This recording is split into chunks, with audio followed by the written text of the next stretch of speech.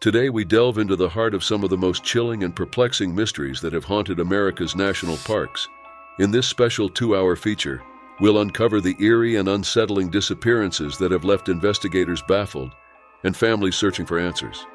From seasoned hikers vanishing without a trace to campers disappearing under the most mysterious circumstances, join us as we explore these haunting cases, many of them still unsolved. On an autumn day in October 2006, the beauty of Crater Lake National Park was fully on display, with its deep blue waters reflecting the clear skies above. Sammy Bölke, an adventurous 8-year-old boy with a sparkle in his brown eyes, was about to embark on a day he had been eagerly anticipating, exploring the park's wonders with his father Kenneth. The air was crisp, filled with the scent of pine, and promised memorable father-son moments. Kenneth, a loving father with a gentle demeanor, had planned this trip as a bonding experience.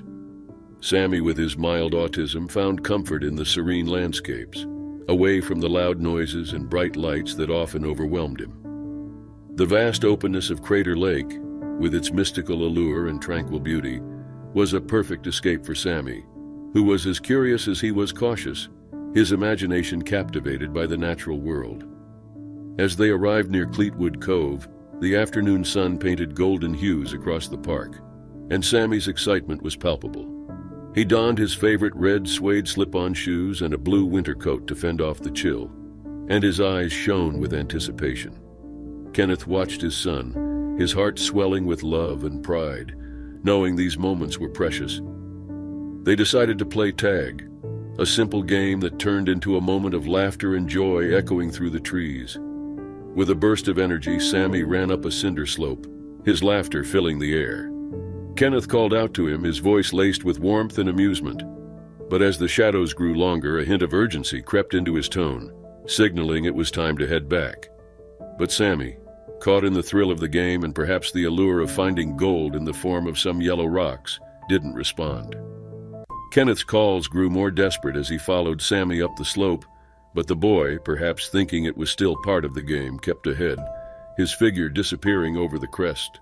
Panic set in for Kenneth as the realization dawned that Sammy was no longer in sight.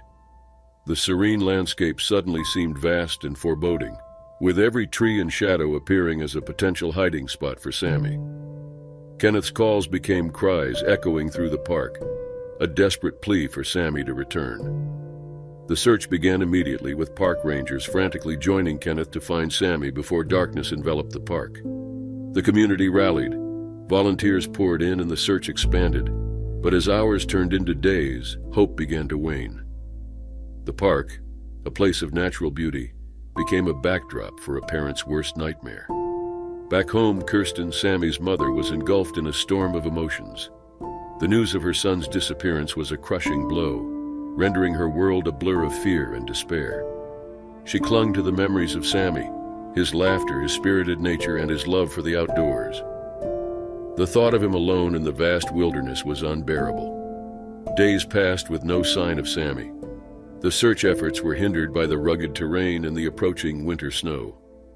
Kenneth and Kirsten faced the harrowing reality that Sammy might never be found. The park, once a symbol of adventure and family bonding, now reminded them of their loss. The search for Sammy Bölke eventually had to be called off. The mystery of his disappearance remains unsolved. Kenneth and Kirsten were left with a void, a life forever altered by that autumn day in Crater Lake National Park. They held on to the hope that Sammy's spirit was still out there, somewhere among the ancient forests and deep waters, a boy lost but never forgotten. Years have passed since Sammy vanished, but his story remains etched in the hearts of those who knew him and those touched by the tragedy. Crater Lake, with its serene beauty and mysterious depths, continues to draw visitors. But for Kenneth and Kirsten, it is a place where time stands still, a reminder of the day their world changed forever.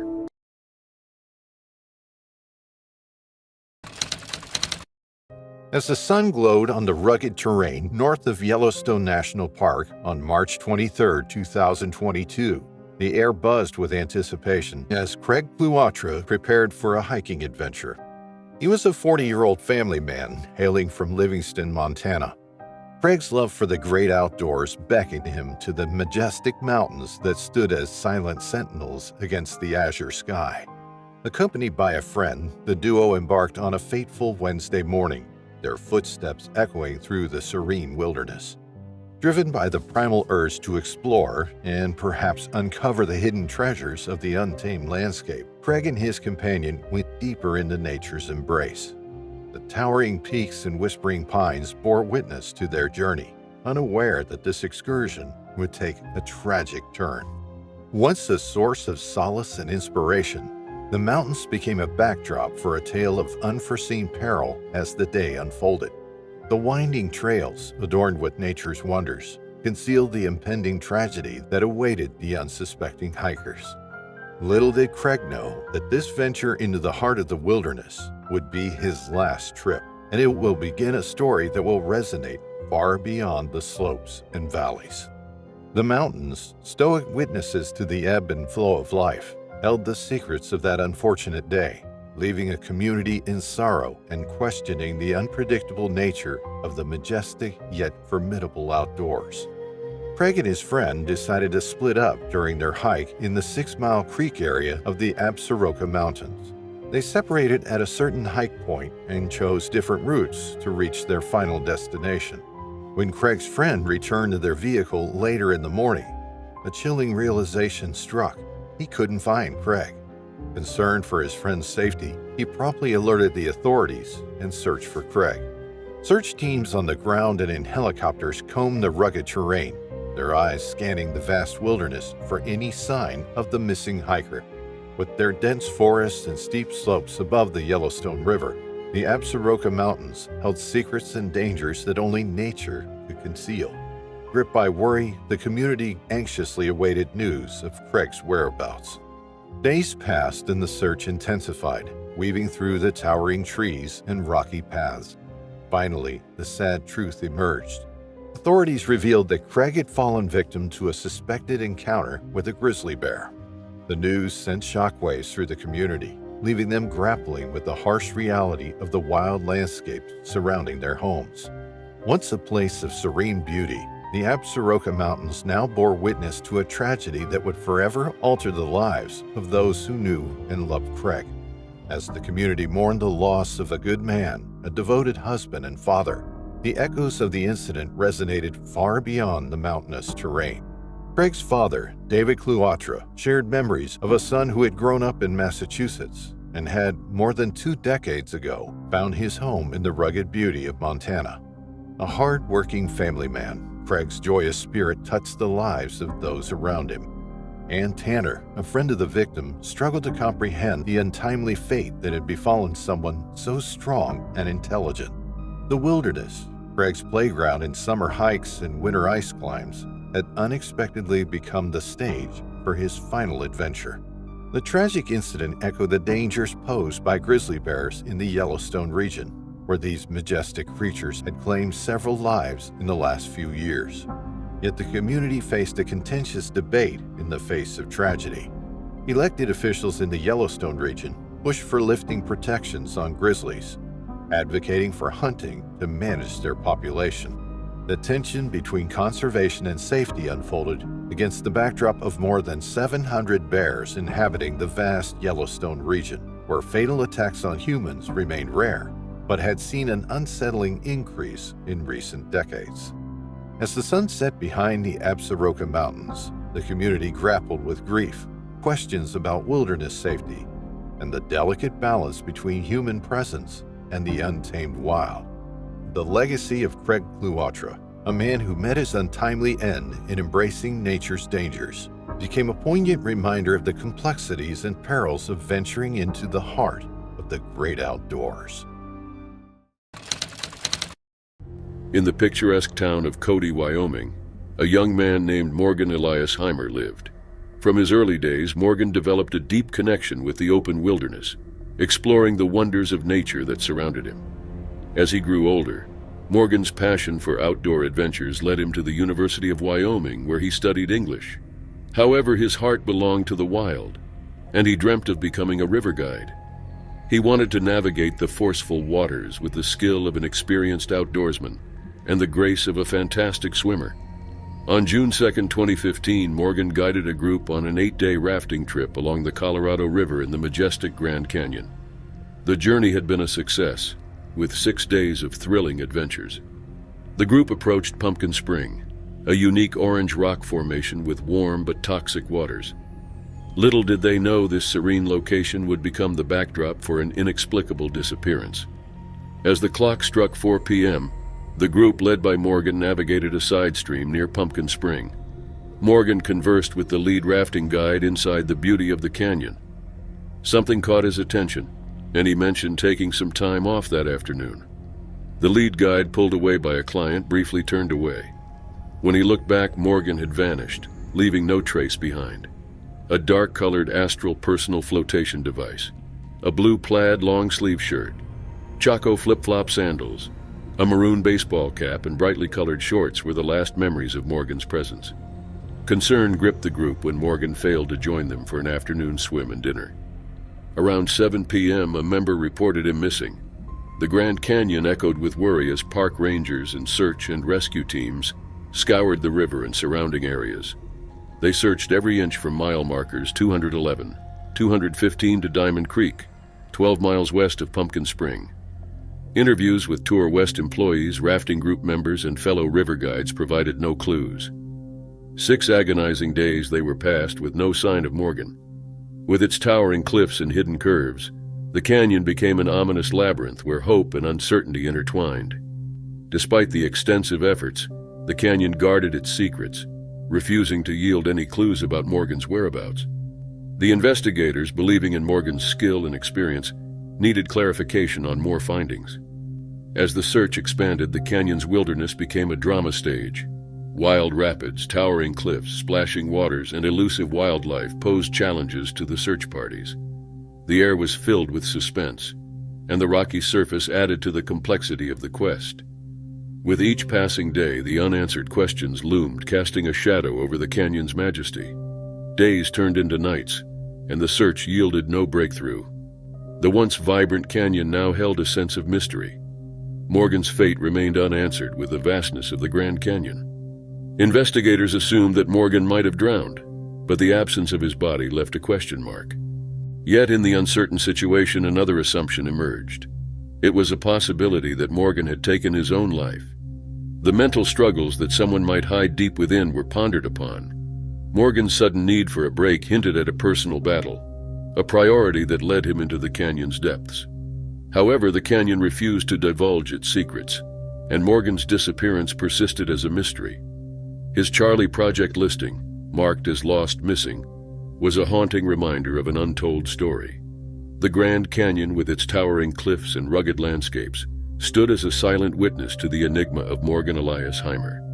The Grand Canyon held on to its secrets, leaving Morgan's tale suspended in the echoes of the canyon winds. The story of a young river guide seemingly vanished into thin air and became a haunting chapter in the annals of the canyon's mysteries. This story echoed through the canyons, leaving an indelible mark on the untamed spirit of nature. Stuart Isaac, a man of routine and comfort, lived a quiet life with his family in Burtonsville, Maryland. He was not one to seek adventure or venture into the unknown. However, something changed within him one fateful day in September 2010.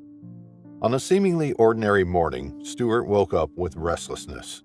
He felt a strong urge to escape from his mundane life and embark on an adventure. Without hesitation, he packed a bag, left a note to his family, and set off on a cross-country road trip to Yellowstone National Park. His family was taken aback by his sudden decision. Stuart was not known for his outdoor pursuits, and his idea of embarking on such a journey seemed out of character. Nevertheless, they respected his decision and wished him well on his journey.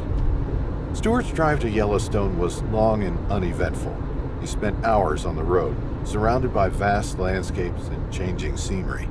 Despite his lack of experience with long drives, Stuart was determined to reach his destination. Upon his arrival at Yellowstone National Park, Stuart was greeted by the breathtaking beauty of nature. The park's majestic mountains, lush forests, and pristine lakes captivated his senses.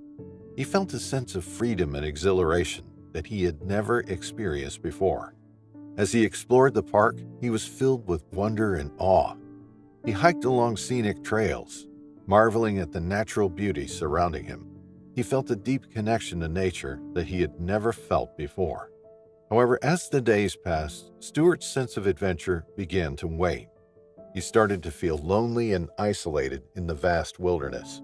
The park's beauty was overshadowed by its vastness, and Stuart began to long for the comforts of home.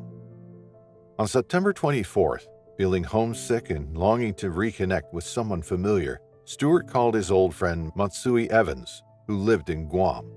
Due to the time difference, the call was unexpected, as Stuart and Matsui usually communicated through emails or texts. During the call, Stuart shared his experiences at Yellowstone, but did not indicate his whereabouts or plans. 2 days later, on September 26th, Stuart made a fateful decision. He parked at Craig Pass, a remote park area, and set off on foot. The decision would prove to be his last. Stuart's disappearance was discovered during a routine patrol of the area. His abandoned car, with the keys still inside, raised alarms. A search was immediately launched, but Stuart was nowhere to be found. Despite extensive search efforts, no trace of Stuart was ever found. To this day, Stuart Isaac remains missing, his disappearance shrouded in mystery. His family and friends are left with unanswered questions and a sense of loss. The vanishing of Stuart Isaac serves as a reminder of the unpredictable nature of life and the mysteries that lie beyond our understanding. In the heart of Colorado's majestic Roosevelt National Forest, a day that began with laughter and sunlight would end in shadows and mysteries that have lingered for decades. This is the story of Jared Atadero, a spirited 3-year-old boy whose disappearance on October 2, 1999, would haunt his family, searchers, and the nation. Jared, with his infectious giggle and boundless curiosity, was the light of the Atadero family.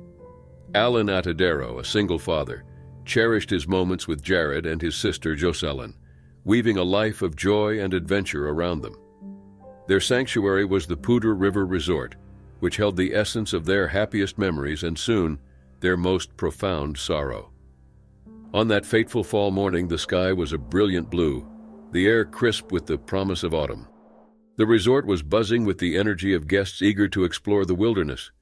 Among them was a group from the Christian Singles Network, who proposed a spontaneous trip to the nearby state fish hatchery. When the adventure expanded to include a hike along the Big South Trail, Alan's heart hesitated at the thought of Jared venturing into the forest. Yet, reassured by the group's enthusiasm and the light in his children's eyes, he consented. The trail was a ribbon winding through the rugged beauty of the Comanche Peak wilderness, a place of awe and peril as they would soon discover. The group, with Jared and Jocelyn among them, embarked with laughter, unaware of the turn their day would take. As the afternoon sun dappled through the trees, the group splintered, with some pushing ahead and others trailing behind. Jared, with his tiny legs and boundless energy, ran ahead, a flash of color against the earthy tones of the forest.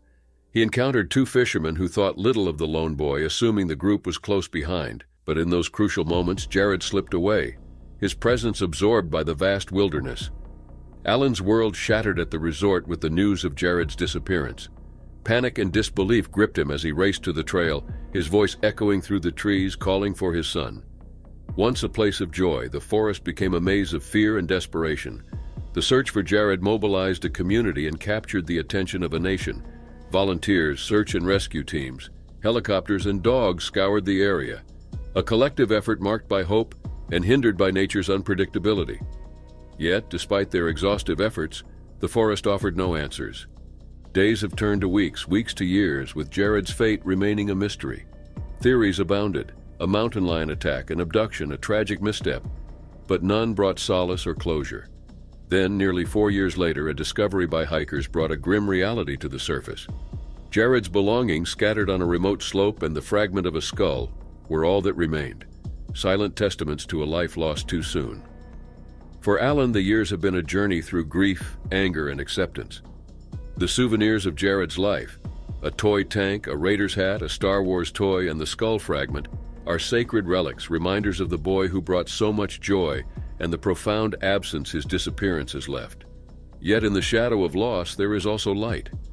Alan finds strength in his faith and in the love that endures beyond the confines of life and death.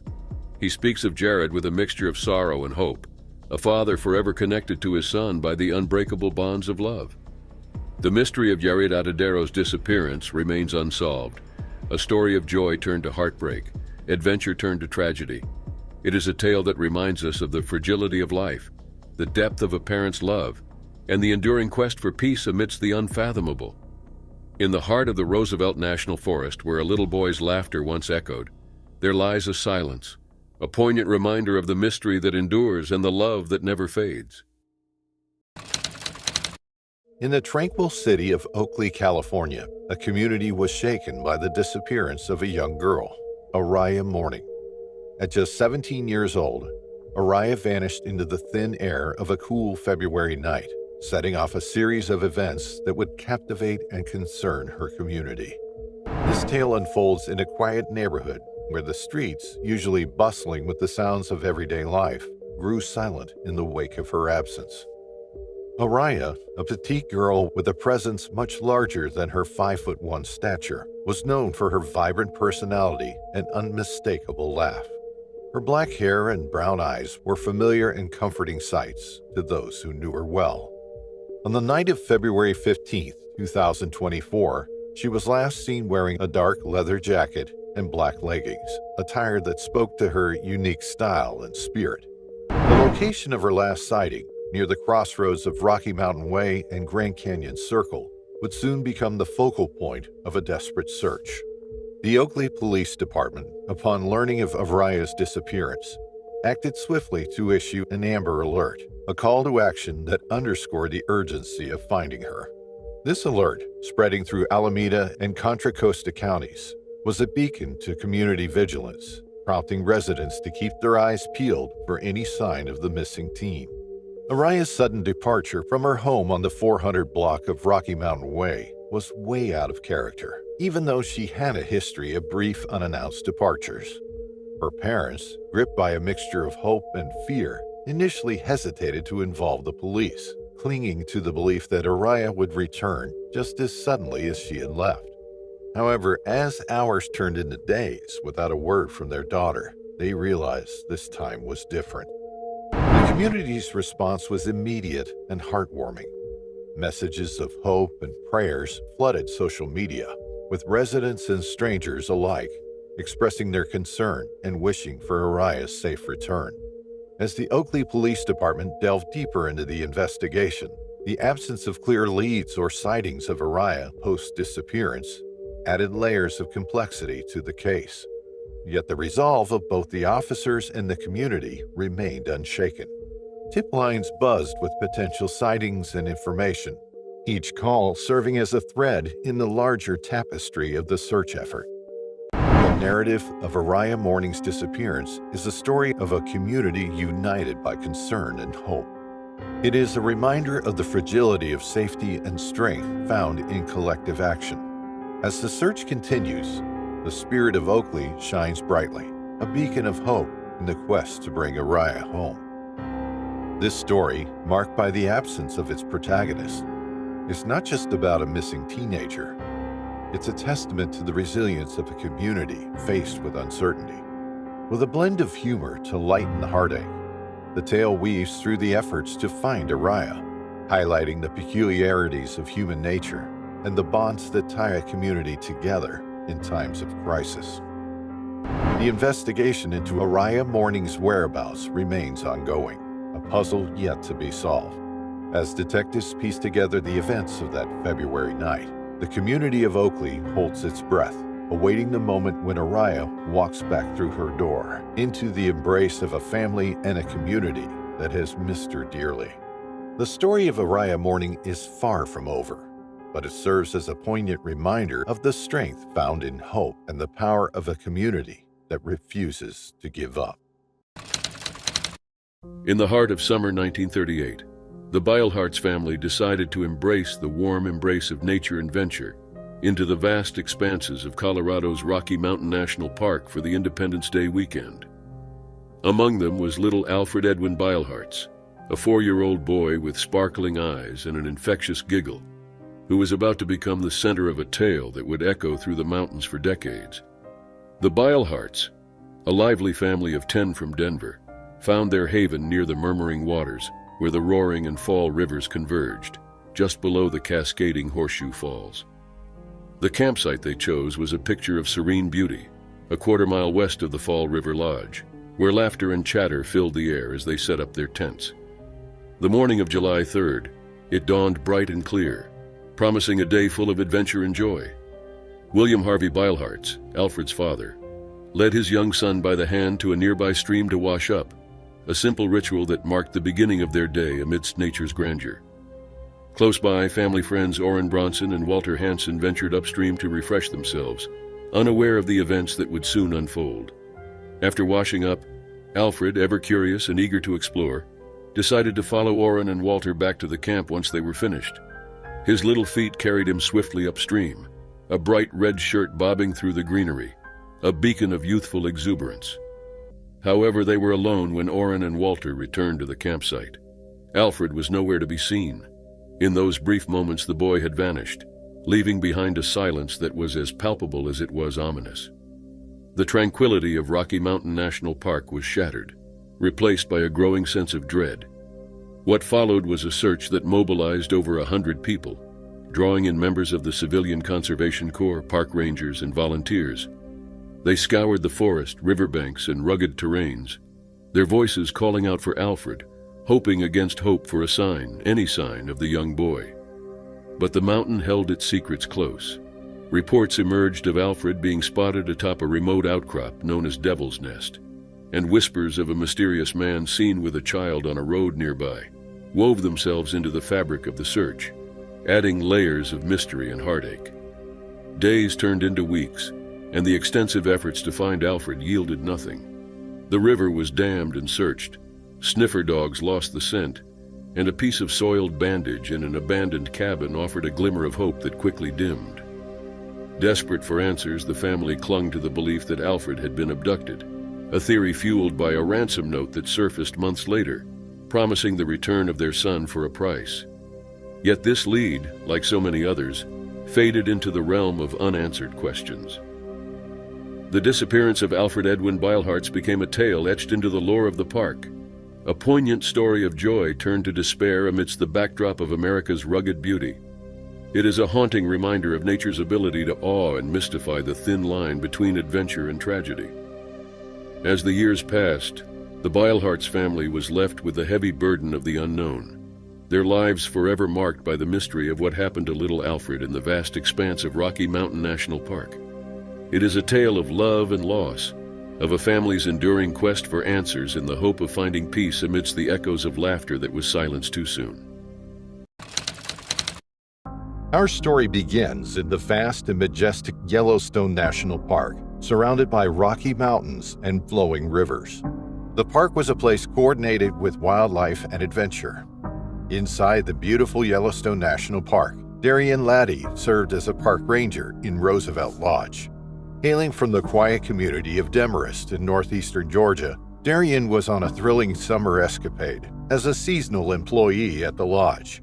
On August 11, 2014, Darian and 2 fellow Yellowstone National Park concessionaire colleagues went on an unusual adventure.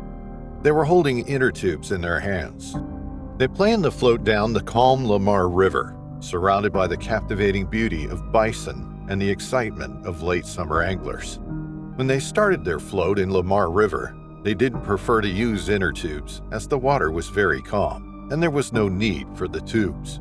However, the pace of their float took an unexpected turn as they entered the confluence of Lamar and Yellowstone rivers, still raging with high and fast waters.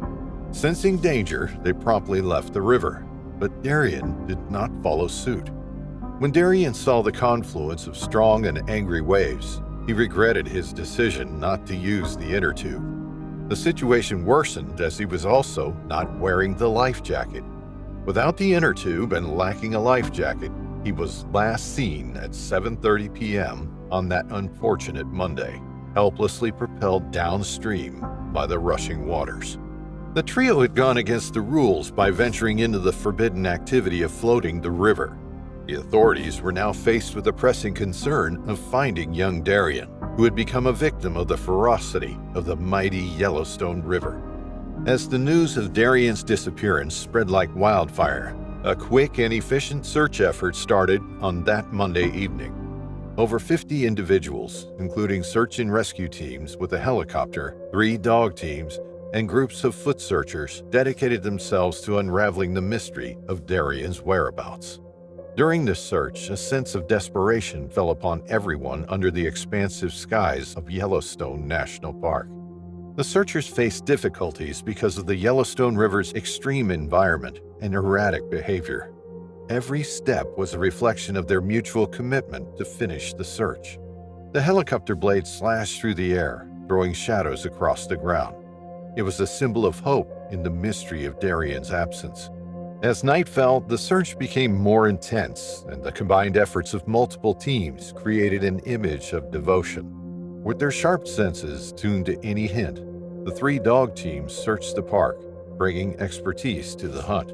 Searchers on foot navigated the park's varied habitat, walking through deep forests and along riverbanks, looking for any indications of the missing individual. The authorities were united in the attempt to locate Darien and reveal the truth shrouded inside the broad boundaries of Yellowstone National Park, as evidenced by the coordinated efforts of everybody involved. Days passed, and the suspense heightened as late on Friday, August 15, 2014, searchers glimpsed what seemed to be a submerged body pinned to a large rock in a rugged section of the Yellowstone River. The discovery was approximately a quarter-mile downstream from Darien's last sighting. The body was found, however, it was not possible to get to the body because of the ferocity of the river. The search took a decisive turn on Saturday when a swiftwater rescue team from Gallatin County, Montana, joined the team. Along with kayaks and a raft anchored to both riverbanks, they navigated the treacherous waters to dislodge and recover Darien's lifeless body. The remote area posed challenges, but a helicopter proved instrumental in removing his body from this inaccessible terrain. That Saturday evening, the sad task of identification fell to the coroner. For days, the gripping mystery of Yellowstone National Park was resolved, but Darien Laddie's ill-fated journey remained a cautionary story. In the center of the gorgeous national park, where the Lamar River Valley echoes with the whispers of wildlife, the memory of Darien's adventurous spirit became a part of the park's history. The authorities reinforced the importance of adhering to safety guidelines, turning Darien's tragic tale into a cautionary reminder for all who love exploring nature's untamed beauty. The story also describes the importance of obeying the orders and rules issued by the authorities. The authorities know better how to manage the safety of people and wildlife. The employees must follow guidelines and precautions. Martin O'Connor lived in the peaceful town of LaPorte, Texas. At 58, he was known for his connection to nature and a desire to seek solace. One day, Martin's life took an unexpected turn, leading him to the vast expanse of the Grand Canyon. It all began on December 15, 2019, when Martin abruptly left his brother's home, leaving behind a note that hinted at a quest to sort things out. A mysterious package postmarked from Coconino County arrived days later, containing Martin's passport, a will, and other personal things. Concerns grew as no one could reach Martin, and his brother revealed a past attempt to return to a monastery in Colorado, ending in denial. On December 23rd, Martin's family reported him missing. He was last seen on December 22nd at the Yavapai Lodge in Grand Canyon National Park. Extreme winter weather gripped the region. At night, the temperature should drop to -8 degrees. The park officials, faced with scant information, investigated the missing persons. A national outpouring of concern followed, and hope intertwined with worry as the search for Martin unfolded. The search for Martin O'Connor commenced as winter winds howled through the Grand Canyon. Park rangers faced the challenges of harsh weather and the uneven surface of the Grand Canyon. Following the unfolding drama, the public anxiously awaited updates on Martin's fate. On December 30th, a press release captured national attention, bringing Martin's plight to the forefront. Within the snow flurries and biting cold, rangers tirelessly scoured the New Hants Trail, an unmaintained rim-to-river path favored by experienced adventurers. The search reached its climax on January 2nd, when a tip from hikers led rangers to a stunning discovery: Martin O'Connor walking 3 miles below the rim. Martin called out, not seeking assistance but wanting rangers to know his location. This news was a beacon of hope for Martin's family. He was rescued safely on January 2nd, 2020. Many questions tempered the relief of Martin's safe discovery. Well-wishers expressed their joy online, but curiosity persisted. Why was Martin in the canyon without a permit? What transpired during those 11 days? This was a crucial question, as surviving in the -8-degree temperature was a question. According to the reports, Martin was incredibly fit and accustomed to the elements. Only Martin O'Connor knew the intricacies of his journey. From checking out of Yavapai Lodge on December 22nd to interacting with hikers on January 2nd, the suspenseful saga of his disappearance had an unexpected twist. A man battling his mind, navigating the wilderness of the Grand Canyon and his inner struggles. The sprawling wilds of Yellowstone National Park, where nature's grandeur unfolds at every turn. A family's idyllic vacation turned into a heart-wrenching mystery that has lingered for decades. On a crisp spring day in 1966, the Johnson family, hailing from Inyokern, California, embarked on what was supposed to be a memorable family outing amidst the breathtaking landscapes of Yellowstone. Little did they know their lives were about to change forever. Dennis Eugene Johnson, an adventurous and spirited 8-year-old, was the heartbeat of the Johnson family. With his sandy blonde hair gleaming under the sun and a curiosity as vast as the park itself, Dennis embodied the joy and innocence of childhood. The family, consisting of his mother Betty, father William, and 3 sisters, Doreen, Mary, and Diane, had chosen the Cascade Picnic area, just north of Canyon Junction, as their haven for the day. The picnic spot, surrounded by towering pines and the musical sounds of nature, was the perfect backdrop for their family bonding. The day, April 12th, unfolded with laughter and the sharing of stories as the family settled in for their picnic. However, at around 1:30 p.m., a moment of panic disrupted the tranquility. Mary, Dennis's 7-year-old sister, had wandered off from the picnic area, her absence sending waves of concern through the family. In a split-second decision, Dennis and his father, William, decided to search for Mary, splitting up to cover more ground. Dennis, despite his young age, was no stranger to the outdoors. Having accompanied his father on numerous hunting trips, he had been imbued with basic survival skills and an understanding of the wilderness. Confident in navigating the park, Dennis decided to find his sister. His father, reassured by Dennis's competence, focused his search in the opposite direction.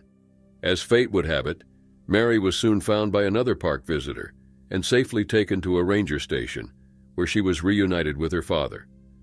However, as the sun descended, casting long shadows over the park, a chilling realization set in. Dennis had not returned. The ensuing search for Dennis Johnson was monumental. Over the course of 2 weeks, more than 50 volunteers, park officials, and members of the sheriff's department combed the area. Helicopters with loudspeakers circled overhead, while searchers with binoculars scanned the ridgelines and cliff faces. Bloodhounds from Montana State Prison were brought in, but the rugged terrain offered no clues, no tracks, not even the faintest sign of Dennis. The family's anguish was palpable as they clung to hope with each passing day. The search operation, which cost $14,000, a staggering amount for 1966, was a testament to the desperation and determination to find Dennis. Yet as the days turned into weeks, hope began to wane, and the family faced the heart-wrenching decision to leave Yellowstone without their beloved Dennis. Dennis's disappearance remains one of Yellowstone's greatest mysteries. Speculations have abounded over the years, from theories of abduction to the possibility of Dennis becoming lost or injured in the unforgiving wilderness. Despite the passage of time, the question of what happened to Dennis Eugene Johnson on that fateful day in 1966 continues to haunt those who remember him. The Johnson family's ordeal is a poignant reminder of life's unpredictable nature and our existence's fragility. Dennis's story, etched in the annals of Yellowstone's history, is a solemn tribute to the spirited young boy who ventured into the park one spring day and never returned. As the years have passed, the memory of Dennis, with his bright smile and adventurous spirit, continues to resonate, a sad echo amidst the beauty and majesty of Yellowstone National Park. In Grand Teton National Park, amidst the rugged peaks and pristine lakes, a tale of mystery and uncertainty unfolded, centered around the disappearance of Cian McLaughlin, a spirited adventurer with a love for the great outdoors. It all began on a warm summer morning as Cian took a solo hike along the Lupine Meadows Trail system. With his red Apple Watch strapped securely to his wrist and his silver U-shaped pendant hanging around his neck, he ventured into the wilderness, eager to explore the park's beauty. As he traversed the winding trails, he marveled at the breathtaking scenery. Towering pine trees stretched toward the sky, their branches swaying gently in the breeze. The air was filled with the sweet scent of wildflowers, and the distant sound of rushing water provided a soothing backdrop to his journey. As the hours passed, Cian pressed onward, his excitement growing with each step as he drew closer to his destination, the tranquil shores of Delta Lake. He had heard tales of its pristine beauty and crystal-clear waters, and was determined to experience it. Finally, after a long and arduous hike, Cian arrived at Delta Lake. The sight that greeted him took his breath away. The lake sparkled like a jewel in the sunlight, nestled amidst the towering peaks of the Tetons. It was a moment of pure serenity, and he felt a sense of peace wash over him as he gazed out at the tranquil waters. But as the day began to wane and the shadows lengthened, Cian knew it was time to start the journey back to civilization. With a reluctant sigh, he bid farewell to Delta Lake and walked home. As he walked along the trail, he couldn't shake the feeling of being watched. The hairs on his neck stood on end, and a sense of unease settled over him like a heavy shroud. He quickened his pace, eager to distance himself from whatever unseen presence lurked in the shadows. But despite his best efforts, the feeling persisted, gnawing at him like a persistent itch. It wasn't until he emerged from the forest onto the trailhead that he finally felt a sense of relief, the open expanse of the park stretching out before him like a welcome embrace. However, when Cian failed to return from his hike as planned, concern quickly turned to panic. A search party was dispatched to scour the wilderness in search of him, combing every inch of the park desperately to bring him home safely. As the days stretched into weeks and the weeks into months, the search for Cian McLaughlin continued with unwavering determination. Park rangers, volunteers, and concerned citizens scoured every inch of the park, braving rugged terrain and unpredictable weather to find him. Despite their tireless efforts, however, there was no sign of Cian. His family, thousands of miles away in Ireland, clung to hope even as the days turned into a year. They held on to memories of their beloved son and brother, praying for his safe return with each passing day. However, as time passed and the search efforts yielded no results, the reality of Cian's disappearance began to sink in. His family and friends grappled with the unbearable uncertainty of not knowing what had happened to him, their hearts heavy with sorrow and longing. Then, a glimmer of hope emerged in the form of new information. Heather Mykowski, a fellow hiker in the park around the same time as Cian, came forward with details about their chance encounter on the trails. Heather recounted how she had seen Cian during her hike. His presence was startlingly etched into her memory. She described their brief interaction, her voice filled with sorrow as she recalled their parting at Delta Lake. Her testimony sparked renewed interest in the search for Cian as investigators delved deeper into the circumstances surrounding his disappearance. But as they scrutinized Heather's account, inconsistencies began to emerge, casting doubt on the veracity of her claims. She was then banned from the park for 5 years due to reporting false claims. Despite the uncertainty surrounding Heather's testimony, the search for Cian was fueled by the unwavering determination of those who refused to give up hope. Day after day, they combed the wilderness, following every lead and leaving no stone unturned in their quest to uncover the truth. Months turned into years, and still, Cian remained missing. And so the story of Cian McLaughlin's disappearance remains a haunting reminder of the dangers that lurk in the wilderness, waiting to trap the unsuspecting traveler. As the sun sets behind the towering peaks of Grand Teton National Park, casting long shadows across the rugged landscape, one question lingers in all who hear his story. What happened to Cian McLaughlin, and will his fate ever be known? In the sprawling expanse of Grand Canyon National Park, a place known for its breathtaking vistas and treacherous cliffs, the disappearance of Charles Lyon, a 49-year-old man from Tyler, Texas, cast a shadow of mystery and concern. It was June 10, 2021, when Charles was last seen at a hotel in Tucson, a small town nestled just outside the park's boundaries. His presence there was unremarkable, blending into the throngs of tourists that passed through each day, eager to witness the natural grandeur of the canyon. Yet Charles was not just another tourist. He was a man on a solo journey, perhaps seeking solace or adventure within the vast wilderness of the Grand Canyon. The following day, June 11th, Charles's car was discovered abandoned near Lippin Point, a scenic overlook known for its panoramic views of the canyon's intricate layers and the meandering Colorado River below. This discovery prompted the National Park Service Rangers to initiate a search operation. With no clue as to why Charles had ventured into the park alone or what his intentions were, the search teams combed the area, both on the ground and from the air. Helicopters buzzed over the rugged landscape, while search and rescue teams traversed the trails and backcountry, calling out for Charles, hoping for a response that never came. As the search extended into weeks, the National Park Service announced a scaling back of the operation. The initial surge of efforts to find Charles was reduced to more targeted actions, focusing on community outreach and utilizing patrols and helicopter flights during regular operations. Charles stood 6 foot 3 inches tall, weighed 177 pounds, and had brown hair and brown eyes, a description that was circulated widely in hopes that someone might have seen him or could offer new information. Yet despite the extensive search efforts and public appeals, Charles remained missing. The Grand Canyon, a marvel of nature's handiwork, has been a site of awe and inspiration for countless visitors. However, it has also been a place where over 600 people have lost their lives, succumbing to accidental falls or the harsh environmental conditions that can prevail. The mystery of Charles's disappearance added another somber note to the canyon's history, reminding us all of the respect and caution this natural wonder demands.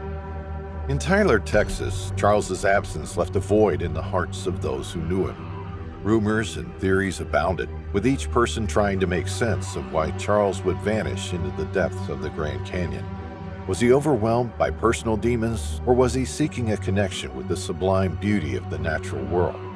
These questions lingered unanswered as the search for him continued in a limited capacity.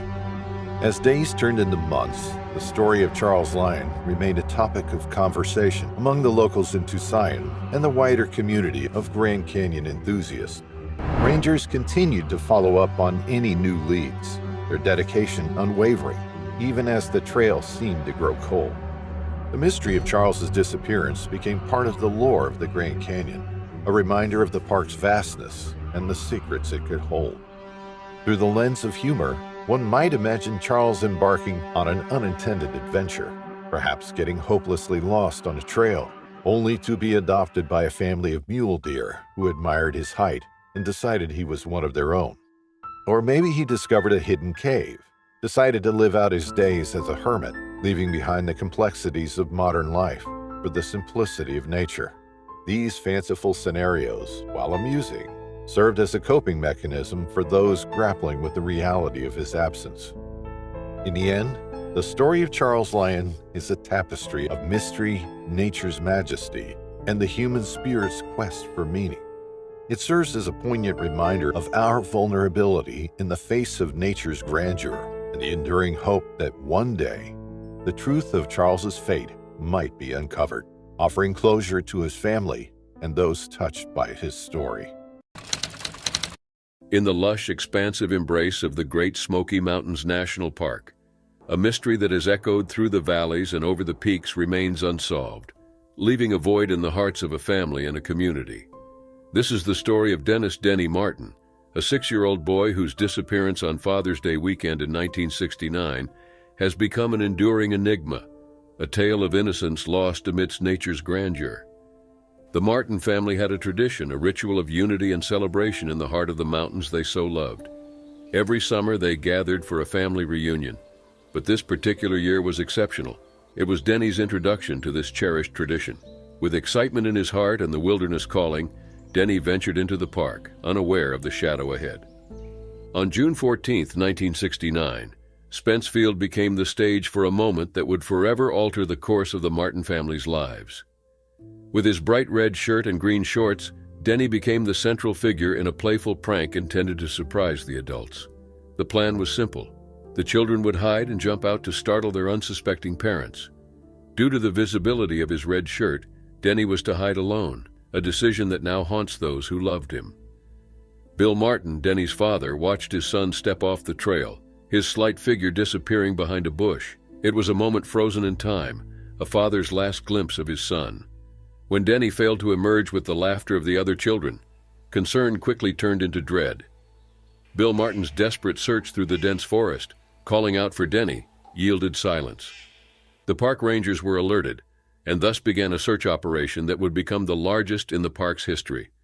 The search for Denny Martin spanned nearly 60 square miles of rugged terrain, a testament to the determination to find the young boy. Over 1,400 volunteers, FBI agents, bloodhounds, U.S. Army helicopters, Boy Scouts, and the Green Berets scoured the area, their efforts hampered by the erratic weather of the mountains. Heavy winds and rain showers, which followed shortly after Denny's disappearance, may have erased any clues to his whereabouts. Despite the massive scale of the search, no trace of Denny was found, not even the child-sized footprints in the Oxford shoes he was wearing that day. The mystery deepened with the account of a state highway engineer, Harold Key, who reported hearing a child scream on the day Denny disappeared. Key's encounter with an unkempt man near the scene added layers of speculation and fear, but the distance from Spence Field led investigators to discount this lead. The wilderness of the Great Smoky Mountains kept its secrets, leaving only questions and the anguish of a family missing their little man. In 1985, a ginseng hunter claimed to have found a child's skeleton in an area remote from where Denny was last seen. Still, his illegal activities in the park deterred him from reporting the discovery until years later. When searched, nothing was found, and the lead turned cold, as did the hope of solving the mystery. The search for Dennis Martin changed the Martin family forever, transforming search and rescue operations within the park. The overwhelming influx of volunteers and potential evidence contamination led to reflections on the strategies employed in such critical situations. Yet despite these lessons learned, the fate of Dennis Martin remains a haunting unknown. As the years have passed, theories have emerged, ranging from tragic accidents to more sinister explanations, yet none have brought closure. The Great Smoky Mountains continue to whisper the name of Dennis Martin, a child of the wilderness whose laughter was silenced too soon. In the hearts of those who remember, the search for Denny never ends, a quest for answers in a tale woven into the fabric of the park's history. The Great Grand Canyon is significant due to its history, majesty, and vastness. This story is about Floyd Roberts III, who loved nature, and his explorer nature brought him to the Grand Canyon. This is where the Grand Canyon tested his willpower and put him in a horrific tale for coming visitors. The story begins in June 2016, when the western part of the Grand Canyon, Arizona, witnessed burning temperatures, with records reaching 36 degrees Celsius. The intense heat created challenging conditions for hiking, making it critical for visitors to stay hydrated and take precautions. The surrounding landscape, characterized by stony ground and stunning views, added to the beauty of the adventure. However, the harsh conditions also posed risks, and tragically, Roberts went missing, with no clue in the vastness of 17 square miles. Ned Bryant and Floyd Roberts have been hiking together in the Grand Canyon since 1992. Over 2 decades, the two friends established an exemplary friendship. Bryant was a board member of the Grand Canyon Hikers and Backpackers Association, and Roberts was a professional hiker. On June 16, 2016, Roberts planned the hike with Ned Bryant and his daughter, Madeline Bryant. The trio started on a 9-day journey across the Shivwits Plateau. They planned to exit the canyon through Separation Canyon, with dreams of riverside camping in the starting days and an optimistic finish on June 26th. Equipped with 2 gallons of water, a week's worth of food, and vital hiking gear, Roberts joined the expedition prepared for the challenges ahead. The group faced a decision point on a hill at 4:45 p.m. as the sun dipped behind the canyon walls. Roberts decided to take a different route. The plan was to reunite on the other side of the hill. Suspense turned to concern when, at the decided point, Roberts was nowhere to be found, and anxious moments turned into a desperate search. Bryant and his daughter started to look for Roberts on the road, but Floyd had vanished, leaving the canyon into a mystery. According to sources, Roberts was last seen near Kelly Tanks. He was heading towards Trail Canyon. This area was known as the Western Grand Canyon Parashant National Monument. Roberts' disappearance urged Bryant and his daughter to camp for the night, hoping that Roberts would return. The next day, when the hope decreased, they hiked to an area with mobile signals. They reported Floyd missing to the National Park Service on Saturday, June 18th. The day the search team started operations, the temperature went to 33 degrees C. Despite the extreme heat conditions, the search team, which consisted of 15 people, did its best to locate the 52-year-old hiker. With sniffer dogs leading the way, the search became a collective effort. 7 ground teams and the National Park Service (NPS) helicopter descended upon the Rocky Canyon. The search covered over 10 square miles of challenging landscape. The Grand Canyon Parashant National Monument and Mojave County residents joined forces with the Grand Canyon National Park Search and Rescue Team. The search extended to the Coconino County Search and Rescue, as the combined efforts navigated the remote and rough canyon landscape. As this was a rocky area, transportation to this isolated landscape required hours of patience. A makeshift base camp was set up near Kelly Tanks to provide the dedicated search teams with shade, water, food, and essential resources. They pressed on for 6 days, battling the relentless heat and challenging canyon, tirelessly scouring the canyon's depths. Although the search teams needed more space to look for Roberts, he was nowhere to be found. As the 7th day dawned, a tough decision surfaced. On June 24th, the search was scaled back, and authorities shifted into a mode of limited yet continuous efforts. The Grand Canyon, echoing with mystery, continued challenging those who sought answers amidst its grandeur. Roberts' disappearance is still a mystery and caution for other hikers who dare to explore the untamed Grand Canyon. In the vast boundaries of Yellowstone National Park, where nature's wonders meet danger, a tragic tale unfolded on June 7, 2016. Colin Scott, a recent psychology graduate, and his sister Sable went on a journey that would take them beyond the safety of prescribed paths. Colin, a young man from the scenic city of Portland, Oregon, embarked on a day trip with his sister, eager to explore the wonders of Yellowstone. Their chosen destination was the Norris Geyser Basin, renowned for its enchanting thermal pools and geysers that paint the landscape with nature's vivid palette. Fueled by excitement and curiosity, the siblings set out on a journey that would tragically veer into dangerous territory. Despite clear warnings and designated paths marked for the safety of visitors, Colin and his sister chose a different route, deviating from the prescribed boardwalk.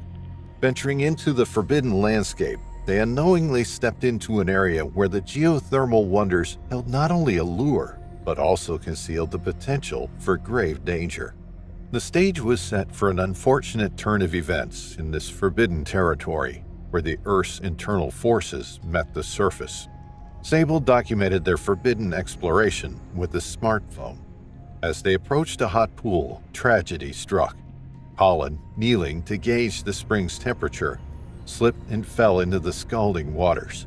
Within a matter of seconds, the boiling hot spring claimed the life of young 23-year-old Colin.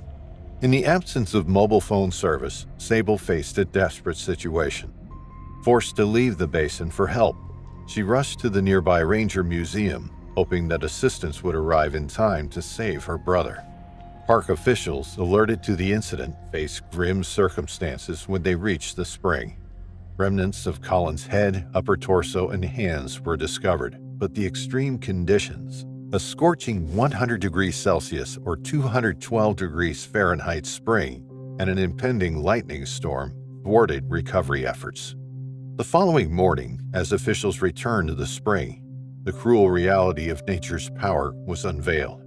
The acidic pool had completely dissolved Colin's body, leaving only a few personal belongings, a haunting testament to the danger that lurks within Yellowstone's thermal wonders. As the echoes of the tragic event resonated in the wilderness, Yellowstone served as a sad reminder of the importance of respecting nature's boundaries. The forbidden journey of Colin and Sable Scott, captured in a few fleeting moments, unfolded as a cautionary tale of the dangers beneath the park's breathtaking surface. After this heart-wrenching incident, Yellowstone National Park reinforced the importance of adhering to safety guidelines. Beautiful yet dangerous thermal springs stand as a testament to the delicate balance. On a crisp October morning in 1999, the Colorado mountains stood majestically under the clear blue sky, a silent witness to the laughter and innocence of a family about to face the unimaginable. Alan Atadero, a devoted father, had planned a serene day in the heart of this wilderness, not knowing it would turn into a lifelong quest for answers. Jared Atadero, a lively 3-year-old with a mischievous smile and boundless energy, was the light of Alan's life. Along with his sister Jocelyn, the Atadero children embodied joy and curiosity. The day before Jared's disappearance, the siblings played without a care, their laughter echoing through the Poudre River Resort, a place their father cherished but would soon associate with profound loss. The following day, Jared and Jocelyn joined a hiking group, embarking on an adventure along the Big South Trail, a path that meandered through the Roosevelt National Forest. Alan's reluctance to let Jared go was overridden by assurances that the journey would be a simple visit to the nearby fish hatchery. But fate had a different plan, and the group ventured further into the wilderness. As the hikers progressed, the group inadvertently split, with Jared somehow moving ahead. Witnesses, 2 fishermen, last saw him by the Camp 2 Inches sign, his slight figure disappearing from view, stepping into a mystery that would perplex and haunt many for decades. When the realization hit that Jared was missing, a desperate search ensued, with Alan's heart-wrenching cries of "They lost my baby" reverberating through the mountains. The initial hope of a quick recovery faded with each passing hour, giving way to a complex search operation that battled the elements in the rugged terrain.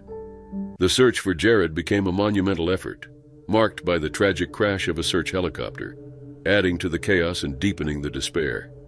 The community rallied and searchers dedicated their all, but Jared remained lost in the forest. Alan's life was forever altered in those agonizing days. The vibrant home filled with Jared's laughter became a silent memorial of his absence. Each day became a struggle, a father's grief mirroring his undying love for his son. Jocelyn, in her innocence, offered comfort with words beyond her years, reminding her father that Jared was in God's care now. The years passed, with the mystery of Jared's disappearance capturing the hearts of many nationwide. Then, in a twist of fate, a discovery by hikers brought a semblance of closure. Jared's remains were found, offering answers yet leaving questions. The theory of a mountain lion attack emerged as the most plausible explanation, though certainty remained elusive. Through the pain and the endless search for answers, Alan found a way to honor Jared's memory, championing causes for the safety and support of others in the wilderness. The annual celebration of Jared's life, the empty seat at Jocelyn's wedding, and the moments of solace found in their song, "Wish You Were Here," kept his spirit alive. In the end, Alan's journey through the depths of despair led him to a place of peace, a hard-earned acceptance of life's mysteries. The mountains that once echoed with Jared's laughter now stand as a testament to a father's unwavering and eternal love. Though the pebble of Jared's memory remains, it is a reminder of the love that binds them and transcends the bounds of earth and time. Amidst the bubbling geysers and towering pines in Yellowstone National Park stood a grand hotel known as the Fountain Hotel. Its 3 stories reached toward the heavens, a beacon of civilization amidst the rugged wilderness.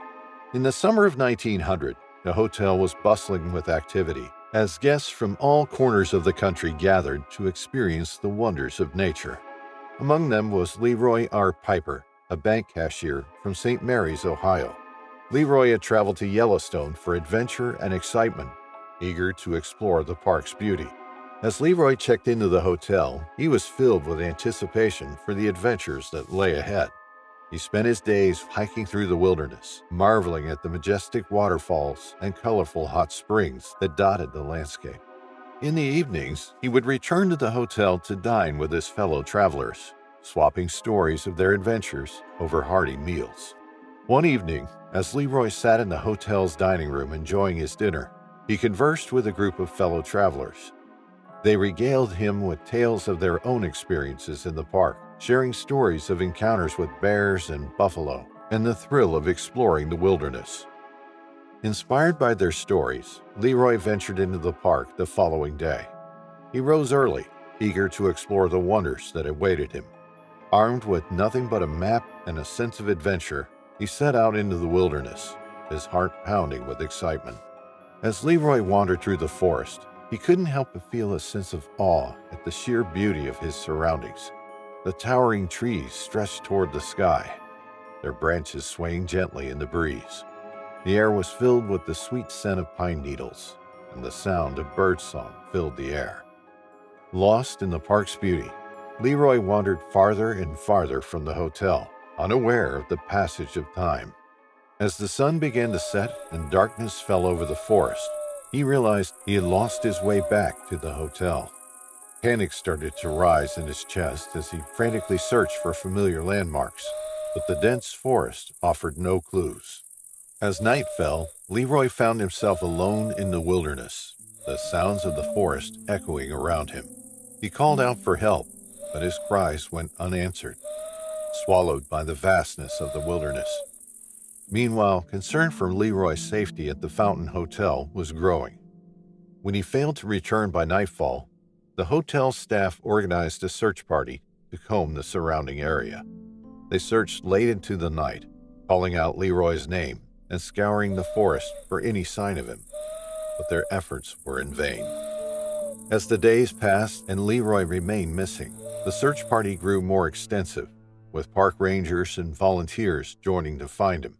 They combed every inch of the park, searching high and low for any clue of his whereabouts, but still there was no sign of him. The searches continued, but Leroy's fate remained unknown. The search party eventually disbanded, their hopes of finding him alive fading with each passing day. Leroy's disappearance became a mystery that would haunt the park for years to come, a reminder of the dangers in the wilderness. To this day, Leroy R. Piper remains missing, his fate a mystery that may never be solved. In the sprawling expanse of Yellowstone National Park, where nature's grandeur unfolds in every direction, a family embarked on a journey that was supposed to be a memorable escape into the wilderness and wonder. Lori Vallow, a mother with deep eyes that held stories untold, planned this adventure to bond and create lasting memories with her children, 17-year-old Tylee Ryan and 7-year-old J.J. Vallow. Their uncle, Alex Cox, joined them, bringing the group an air of protection and camaraderie. September 8, 2019, dawned a bright and clear day that promised laughter and lighthearted explorations. With her passion for photography, Tylee was eager to capture the park's stunning vistas, while JJ's youthful energy was boundless, his excitement palpable in the crisp morning air. As they ventured into the heart of Yellowstone, each moment was a snapshot of joy, each photograph a treasure to be cherished. But beneath the surface of this idyllic day lay undercurrents of mystery and turbulence from Lori's past. A complex web of beliefs and a new marriage to Chad Daybell whispered secrets and shadows. But on this day, the beauty of Yellowstone seemed to hold those shadows at bay. As the day unfolded, the family immersed themselves in the park's natural splendor. The geysers' mist, the rugged landscapes, and the serene beauty of the forests were their playground, where worries seemed distant and the family bond felt unbreakable. Yet as the afternoon shadows began to lengthen, a subtle shift occurred, a momentary lapse that would become the pivot upon which their world would turn. The last photographs of Tylee, taken in the vibrant setting of Yellowstone, captured her smile, a fleeting moment frozen in time, unbeknownst to them, marking the threshold of the unknown. JJ, with his infectious laugh, remained by his sister's side, their connection evident in every frame. These images would later emerge as poignant echoes of a day that began with promise and ended in an unfathomable silence. As the day waned, the family's return to their everyday world was tinged with unease. JJ was last seen on September 23rd, a sudden absence that sent ripples of concern through the family and beyond. The decision to homeschool him marked the beginning of a disappearance that defied explanation, a void where once there was laughter and life. The ensuing investigation peeled back the layers of Lori's life, revealing a tapestry woven with strands of doomsday beliefs and the shadow of deaths that seemed to follow in their wake. The tranquil beauty of Yellowstone now bore the weight of unanswered questions, and the last photographs of Tylee are a haunting reminder of what was lost. As authorities delved deeper, the narrative became more convoluted, with the deaths of Lori and Chad's previous spouses casting a pall over their story. Each revelation added depth to the mystery, making the search for Tylee and JJ into a quest for truth amid a labyrinth of deceit. Yellowstone, with its majestic beauty and untamed wilderness, became the backdrop for a story transcending the bounds of an ordinary disappearance. In this place where nature's power is manifest, it was here that the last moments of a family's togetherness were captured, now shrouded in the shadow of the unknown. As the seasons change and the park continues to beckon adventurers and dreamers, the story of Tylee and JJ remains a whisper among the pines, a tale of joy eclipsed by mystery. Their laughter, once vibrant in the crisp air of Yellowstone, now echoes with the poignant reminder of their absence, leaving a trail of unanswered questions and a family's heart-rending quest for closure. In the heart of Yellowstone, where the natural world unfolds in all its majesty, the memory of that September day lingers, a testament to the fragile thread that connects us all and the enduring hope for answers in the face of the unfathomable. As the search for truth continues, the story of a day that began with the promise of adventure and ended in silence unfolds, a narrative of love, loss, and the unyielding pursuit of closure in the vast wilderness of the unknown. Friendship of the same age bonds a perfect connection between two people. But when a teenage mind tries to fit in with the older minds, there are some consequences. Justin Lee Richardson was a 13-year-old boy born and raised in North Arizona. Later, he moved to his father's house in Tucson, located south of the Grand Canyon. Justin's mother was living separately from his father in Flagstaff. Justin was very popular with the town, as there was not much population, and most people were closely bound with each other. Without the observation of a mother, Justin lived a free life, as his father was not a strict parent. The boy was free to go out and invite friends over to the house to throw parties. No one knew that Justin had started using drugs and alcohol a year before he went missing. Justin was only 13, and this was a very stressful situation. On the unfortunate evening of June 29, 2001, Justin and his 3 older friends went to a drug party in Kaibab National Forest. His elder friends hosted this party. His friends were reported to be aged between 18 and 21. The dangerous seduction of methamphetamine tempted the party. Having already indulged in partying, the group went to a private spot 5 miles west of the Moki Lodge. When the drug seduction rises high, 2 friends become separated from Justin and another man. Worried about their missing friends, Justin and his friend braved the darkness to seek them out. Without their knowledge, the lost pair had wandered far south, misled by the railroad tracks, while Justin's group persisted in their search. Justin and his friend continued their search along the railway track, hoping to find a way to some nearby station. When morning light broke, Justin's friend claimed to have drifted into a drug-induced slumber, only to wake at 5 p.m. and discover Justin had vanished. Instead of seeking help, the man silently returned, leaving Justin's fate in the forest shadows. On the other hand, when he did not return home for 2 days later, his family, gripped by worry, reported his disappearance to the local police on July 2nd. The missing report set the stage for an unsettling mystery in the middle of Kaibab National Forest. The search started after 2 weeks. The dense forest, spanning 64 miles, became the stage for an extensive search involving foot patrols, horseback riders, vehicles, and even helicopters scouring the skies. Despite these efforts, Justin remained missing, leaving his whereabouts hidden in mystery. Initially dismissed as a teenage runaway, investigators soon uncovered an unexpected twist. Justin left home several times before that day. He had a girlfriend in Chicago, but there was yet to be a clue of his departure to Chicago. As time passed, the focus shifted dramatically. Investigators, once clearing the three men Justin partied with, now suspected foul play. Another twist in the case was one of the three men's deaths. Although his death was attributed to a mysterious case of mistaken identity, it intensified the intrigue. In 2014, the Cold Case Unit unveiled secret information. The evidence suggested that Justin returned to Moki Lodge that fateful night. The details of this evidence remained undisclosed, heightening the suspense. After more than a decade of search, this case is still challenging for Coconino County's sheriff. Justin Lee Richardson, a young soul lost in the shadows, has disappeared for 23 years. The sheriff's office, known for its victory rescues, holds Justin's case as the mystery that eludes them. Despite their remarkable record, Justin remains the puzzle they need help solving. The night he disappeared haunts the community, and the officers believe someone out there holds the key to the mystery. A silent witness, perhaps, who witnessed the secrets of that fateful night. In the vast, sprawling wilderness of the Grand Canyon, a mystery unfolded that would perplex and intrigue those who stumbled upon it. It was September 17, 2017, a day like any other in the park, except for the fact that Zhongyong Wan, a 45-year-old man, would suddenly vanish without a trace. His disappearance would soon become a tale whispered among the towering cliffs and echoing canyons, a puzzle that seemed as vast and inscrutable as the park itself.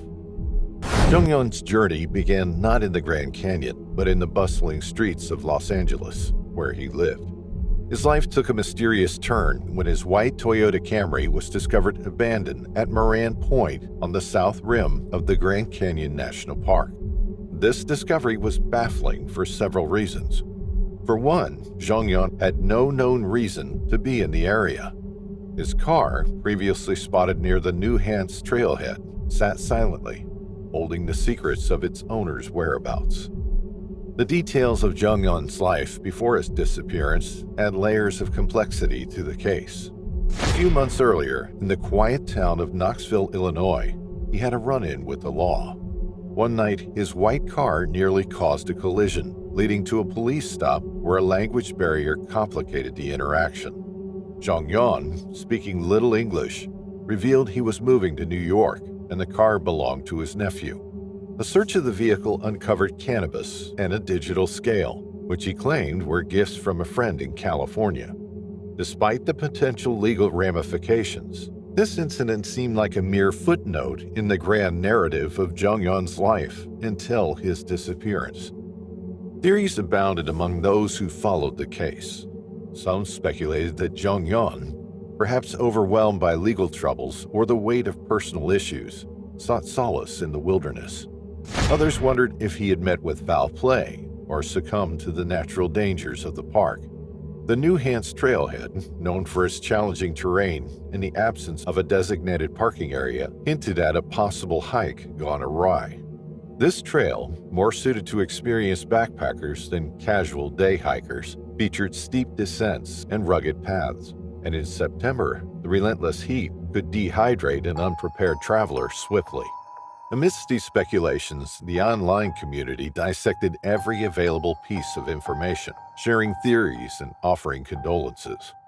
Some pointed out the harsh realities of navigating the U.S. national parks, especially for foreigners who might underestimate their vastness and the dangers they contain. Discussions veered from the plausibility of Zhongyong getting lost or injured on a difficult trail to the darker corners of human nature and the possibility of suicide. The silence from Zhongyong's family puzzled many. Was it possible that they were unaware of his fate, or did they choose to grieve in private, away from the prying eyes of the public? The lack of updates, coupled with the sparse details from official sources, left a void filled with speculation and sorrow. Despite the best efforts of park authorities and the collective sleuthing of interested onlookers, Zhongyong's fate remains a mystery. His story is a somber reminder of the unpredictability of life and the impenetrable depths of nature's majesty. The Grand Canyon, with its breathtaking views and hidden dangers, continues to hold Zhongyun's secret, a testament to the enduring mystery of human existence against the backdrop of the natural world.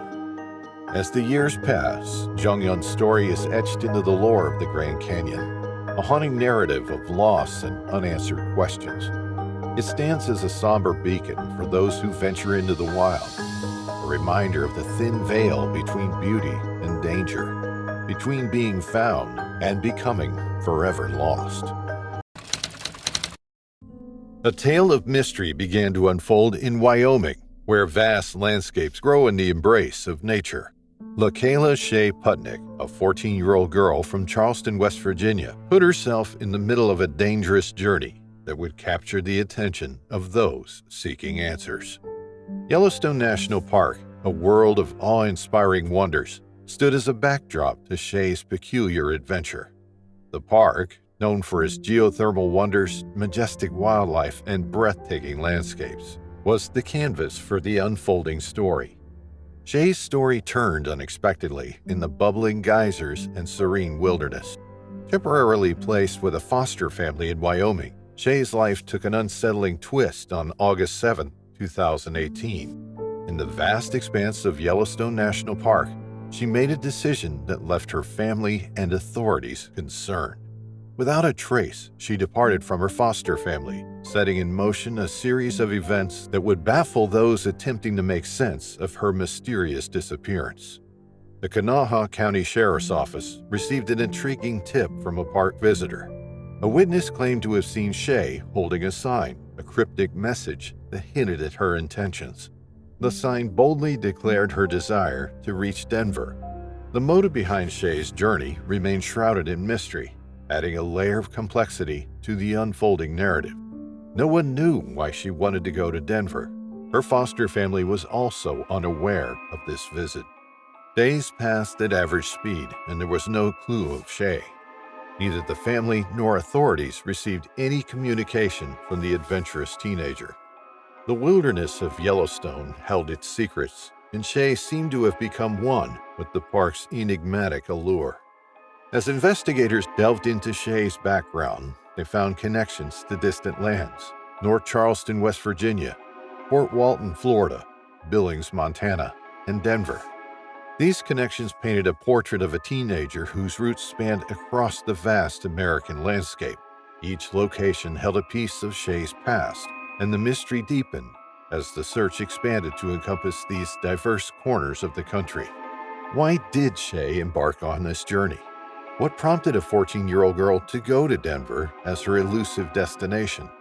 These questions raised concerns, echoing through the corridors of the sheriff's office and the minds of Shea's worried family members.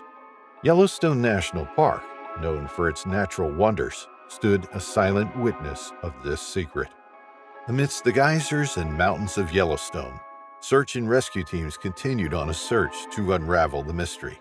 The picturesque landscapes, once a source of tranquility, now echoed with the urgency of a community searching for one of its own. Helicopters soared above, and foot searchers combed through the dense vegetation, hoping to find a clue leading them to Shea. Despite all efforts, she wasn't found. The reasons behind Shea's decision, the significance of her ties to different places, and the mystery of her destination remained unanswered, leaving those following the saga in suspense. However, years later, there was a Facebook post from the Kanawha County Sheriff's Office. The post shed light on Shea's return. According to the post, Shea returned several months ago. When, how, and with whom? These questions were still unanswered. In the expanse of Yellowstone, where high mountains whisper tales of the past, the story of Shea and her unclear disappearance and return unfolded like a suspenseful novel. A teenager's disappearance, a cryptic sign, and the vast landscapes of America intertwined to create a narrative that would be etched in the annals of Yellowstone's rich history. In the heart of Idaho's sprawling landscapes, nestled within the bounds of Lemhi County, lies a tale that has puzzled minds and broken hearts. This story begins in the summer of 2015 in the serene yet unforgiving wilderness of Timber Creek Campground, A family's dream of peacefully retreating into nature became an enduring nightmare. The Kunz family, eager for an escape from the daily grind, set off on a camping trip that was meant to be a memorable adventure. Little did they know it would become memorable for all the wrong reasons. Among them was 2-year-old Dior Kunz Jr., a boy with a sparkle in his eye and an innocent curiosity about the world around him. The group was an assembly of generations and acquaintances: Vernal Dior Kunz, the doting father; Jessica Mitchell, his girlfriend and Dior's mother; Robert Walton, Dior's great-grandfather; and Isaac Reinwand, a friend of Walton's. They were a makeshift family unit tied together by the little boy they all adored. Their journey to Timber Creek Campground was filled with laughter and anticipation. Upon arrival, as the sun dipped below the horizon, they set up their campsite. Dior, with his tiny hands, helped his parents with tasks, his laughter echoing through the trees. That night, under a blanket of stars, the family went to sleep, unaware that their world was about to change forever. The following day, July 10th, 2015, started like any other camping day. The sun rose, casting its warm glow on the faces of our campers, but as the afternoon approached, a brief moment of distraction fragmented the group. Jessica and Vernal decided to explore the surroundings, leaving Dior in the care of his great-grandfather. Miscommunication led to a devastating oversight. Dior was left unattended. The realization that Dior was missing struck like a bolt of lightning. Panic ensued as the family scoured the campground, calling out for the little boy who was nowhere to be found. The sounds of desperation shattered the tranquility of Timber Creek. The authorities were alerted, and a massive search operation was launched. Volunteers, law enforcement, and search and rescue teams combed the area, but the rugged terrain offered no clues. Dior had vanished, leaving behind a trail of questions and a family's broken heart. In the wake of Dior's disappearance, the stories from the 4 adults began to diverge, with each account muddling the truth further. The lack of consistency casts a shadow of doubt and suspicion over the entire group. Could someone among them know more than they were letting on? The small community of Lador and beyond rallied around the Kunz family, holding on to hope that Dior would be found. Yet that hope dimmed as days turned into weeks and weeks into years. The mystery of what happened to Dior Kunz Jr. remained unsolved, like a puzzle with missing pieces. Speculation swirled around Vernal and Jessica. Their actions were scrutinized and their pasts examined. Accusations flew, but without concrete evidence, they remained just that, accusations. The investigation hit dead ends and theories abounded, each more heart-wrenching than the last. In this quiet corner of Idaho, a family's dream became an ongoing quest for answers. The disappearance of Dior Kunz Jr. is a haunting reminder of how quickly joy can turn to sorrow, and how a moment's lapse can lead to a lifetime of regret. Dior continues to live in the hearts of those who knew him, and those who have come to learn his story over time. His disappearance has created an irreplaceable void in his family, a missing piece that can never be filled. The mystery of what happened to the young child in the vast wilderness of Idaho remains unsolved, a story without an end, a question without an answer. In the quiet town of Batavia, Illinois, Jeff Murphy, a 53-year-old man passionate about the great outdoors, was captivated by the story of Forrest Fenn and his legendary treasure. The tale, which had captured the imagination of treasure hunters and adventurers alike, spoke of a chest filled with gold and jewels, hidden in the vast expanse of the Rockies. For Jeff, a man who had spent his life searching for excitement and challenge, the allure of the treasure was irresistible. He had always been drawn to the call of the wild, seeking solace and adventure in the embrace of nature. And so when he learned of Fenn's treasure, he knew he had to embark on his quest.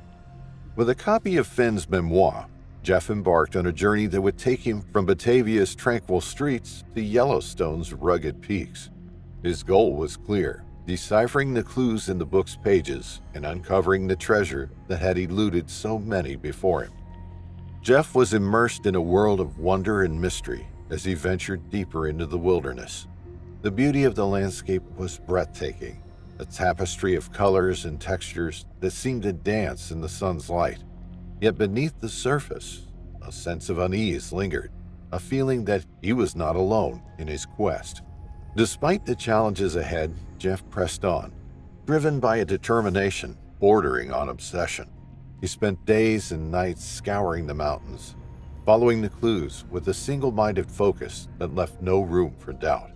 And then one fateful day, tragedy struck as he stood on the precipice of discovery. It was a bright morning, like any other, when Jeff set out on his final journey. The air was crisp and cool, the sky a brilliant shade of blue. As he made his way up the rugged slopes of Turkey Pen Peak, his heart was filled with anticipation. He was on the verge of uncovering the greatest treasure, the thrill of the chase, the joy of the hunt. But as he climbed higher and higher, the terrain grew increasingly treacherous. The rocks beneath his feet were slick with moisture, the cliffs looming even closer. And then, in a moment that would change everything, Jeff's foot slipped, sending him tumbling down the mountainside. When the rescue teams arrived, it was too late. Jeff Murphy, the man who set out in search of treasure, had become a victim of the very quest he had embarked on. His body lay at the bottom of the slope, a stark reminder of the dangers that lurked in the wilderness. As news of Jeff's fate spread, it sent shockwaves through the community. Friends and family struggled to come to terms with the loss of a man who had touched so many lives. Yet amidst the grief, there was also a sense of awe at the courage and determination that had driven Jeff to seek out adventure in the face of danger. Jeff Murphy's story tragically reminds us of the dangers lurking in the wilderness. His quest for treasure led him to the rugged peaks of Yellowstone, where he ultimately met his untimely demise. But Jeff was not the only one who had fallen victim to the allure of treasure. Randy Bilyeu, Harris Wallace, Eric Ashby, and now Jeff Murphy had embarked on the same journey, driven by a desire for adventure and riches. But instead of finding fortune, they found only tragedy. Forrest Fenn's treasure had captivated the hearts and minds of hunters nationwide. The promise of gold and jewels hidden in the Rockies was too tempting to resist. But as the death toll mounted, many began to question the essence of the hunt. Jeff remained unyielding despite growing concerns and increasing calls to halt the treasure hunt. His conviction was not rooted in the material wealth the treasure represented, but in the grander vision he had for it, an invitation to embrace the call of the wild, venture into the great outdoors, and rediscover the inherent beauty and wonder of the natural world.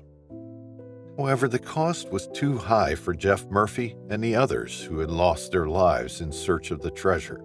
Their deaths were a tragic reminder that some treasures are best left undiscovered, and that the true riches in life are often found in the love of family and friends and the beauty of the world around us. 2015, in the vast expanse of the Grand Canyon, a young geology student named Drake Kramer disappeared without a trace. The canyon, stretching over 285 square miles, became a mysterious puzzle for search and rescue teams. Drake, a 21-year-old from San Antonio, Texas, went on an unfortunate journey that distressed his worried parents, Robin and Brenda Kramer. It all began on a Saturday, January 31, 2015, when Drake was last spotted at the south rim of the Grand Canyon. Little did anyone know that this would be the starting point of a horrific tale. Drake checked out of the Bright Angel Lodge the following day, and from that moment he vanished from the sight of his friends and family. Unaware of his plans, his parents were fighting in a tense situation when they received a puzzling text message from their son. In the text, Drake cryptically stated that he needed to be with Mother Earth, leaving his parents worried and concerned. No one knew his plan. He may have gone hiking or gone somewhere. Drake's father, Mr. Kramer, shed light on his son's recent state of mind. Just days before he went missing, Drake seemed to be in good spirits when they watched the film American Sniper together on January 29th. Mr. Kramer revealed that his son, who worked at Lowe's and studied geology at Northwest Vista College, had recently started school. When they tried to contact his friends, they said Drake was staying with one of his colleagues. His parents, attempting to unravel the mystery, texted their son on Sunday, questioning his whereabouts. To their shock, they learned that Drake had unexpectedly traveled over 1,000 miles to Arizona. His father, Mr. Kramer, expressed that such impulsive behavior was entirely out of character for his son. Drake was an experienced adventurer and had visited the Grand Canyon several times. After receiving his missing report, the National Park Service searched ground and air. The vastness of the Grand Canyon became a challenge for the search and rescue teams. A search team started the search operation on the ground and by air. Despite their unstopped efforts, no further breakthroughs came. The suspense spread like a heavy fog, thick with uncertainty and unanswered questions. The search parties fought with the challenges of the bumpy surface and the blazing sun, but they did not find any clue. The heart of the Grand Canyon did not reveal its secrets, and Drake Kramer remained missing. No one knew what had happened to him on that fateful day. With its towering cliffs and rugged landscapes, the canyon silently witnessed the unresolved mystery. The harsh nature of the Grand Canyon resonated with the unanswered questions surrounding Drake's disappearance, leaving the search parties with a sense of helplessness. The story of Drake Kramer, the geology student who vanished into the Grand Canyon's vastness, remained uncertain. With its enigmatic twists and turns, the canyon had tested the limits of suspense, leaving the search parties with a profound realization. Some mysteries nature keeps hidden, and some tales may never find their resolution. The strength of the human spirit in the face of the unknown nature was tested by the challenging landscape and the haunting absence of answers. The missing story of Drake Kramer became a severe alarm of nature's mysteries. On a crisp morning in July 1987, nestled within the breathtaking vistas of Victoria's Wilson's Promontory, the Hildebrand family embarked on what was meant to be a joyous family outing. With Joe's 11th birthday just a few days away, the family was accompanied by their mother, Christine, Joe's younger brother, Patrick, affectionately known as Patty, and cousins. It was a day like any other, filled with laughter and the anticipation of adventure in the wild. Patty, a 9-year-old boy with a contagious smile, suffered from epilepsy and had intellectual disabilities that never dimmed his spirit. He was the kind of child who brought joy with his presence, making the bushwalk seem like another opportunity for family bonding. With its sprawling landscapes and lush trails, the promontory was the perfect backdrop for such a gathering. Patty's excitement was palpable as they traversed the winding paths, surrounded by the sounds of nature. He loved being outdoors, in a place where his laughter could echo freely. The family, familiar with the area and its serene beauty, felt at ease in the wilderness that had become a canvas for their memories. But tranquility turned to panic when Patty ran ahead of the group in a moment of childlike curiosity. It was a decision that, in any other circumstance, would have seemed harmless, a young boy eager to discover what lay beyond the bend. Yet when the family rounded the corner, Patty was nowhere to be seen. The immediate area, once a source of wonder, became a vast expanse of uncertainty. Joe, his mother, and their cousins called out for Patty, their voices growing more desperate with each unanswered call. The realization that Patty was missing sent a chill through the air, transforming the adventure into a nightmare. The family's search began fervently, with hopes that Patty had simply wandered off the path. As minutes turned into hours without any sign of Patty, the severity of the situation sank in. The search expanded beyond the family to include park rangers, volunteers, and the largest manhunt in Victoria's history. Despite the collective efforts and resources poured into finding Patty, the wilderness offered no clues, no traces of the young boy who had vanished. The discovery of Patty's yellow plastic rain hat was the only evidence found, a haunting reminder of the boy who once wore it. The search continued, fueled by hope and the refusal to give up on one of their own. Yet, as days passed, the reality of the situation weighed heavily on the family, particularly on Joe, who grappled with the loss of his brother and the helplessness that accompanied it. Joe's reflections during the drive home, leaving the vast darkness of the wilderness behind, capture the profound sadness of a family faced with the unimaginable. The journey, once filled with anticipation for the day's adventure, was now a sad return to a life forever altered. The absence of Patty was a void that no amount of distance could diminish, a loss that time could not heal. Years later, Joe's bravery in sharing the story of Patty's disappearance is a testament to their enduring love for his brother. It is a reminder of the fragility of life and the strength of a family's bond in the face of tragedy. Patty's disappearance remains a painful chapter in the Hildebrand family's history, yet his memory lives on, a reminder of the pebble in the shoe ever present, a symbol of love and loss intertwined. A sad tale unfolded in Yellowstone National Park, where nature's beauty often reveals mysteries. In September 2018, Wyoming echoed the news of the missing brothers. Kim Crumbo from Ogden, Utah, and his brother Mark O'Neill from Chimacum, Washington, embarked on a 4-night backcountry trip to Shoshone Lake. Little did they know the wilderness they sought to conquer would become the stage for a heart-wrenching saga. Both brothers worked as professional river guides. Kim Crumbo spent 20 years with the National Park Service as a Grand Canyon National Park park ranger. He was a resource management specialist, wilderness coordinator, and a former Navy SEAL from Ogden. On Sunday, September 19th, a family member reported the overdue brothers, triggering a search that would grip the park for weeks. The search crew scoured the trails, shores, and open waters, hoping to find a trace of the missing duo. The once tranquil Shoshone Lake now whispered secrets of uncertainty. As days passed, hope dwindled. On Monday, September 20th, the search crew made a grim discovery. Mark O'Neill's lifeless body lay on the east shore of Shoshone Lake. The cause of death? Exposure or hypothermia sent shockwaves through the park, marking the first tragic chapter of the wilderness tale. With one brother found, the search shifted focus to the still missing Kim Crumbo. The National Park Service's Submerged Resources Center employed sonar equipment, and park crews tirelessly combed the area by foot and boat. Assistance came from Grand Teton National Park's interagency helicopter and dedicated dog teams from Western Montana search dogs.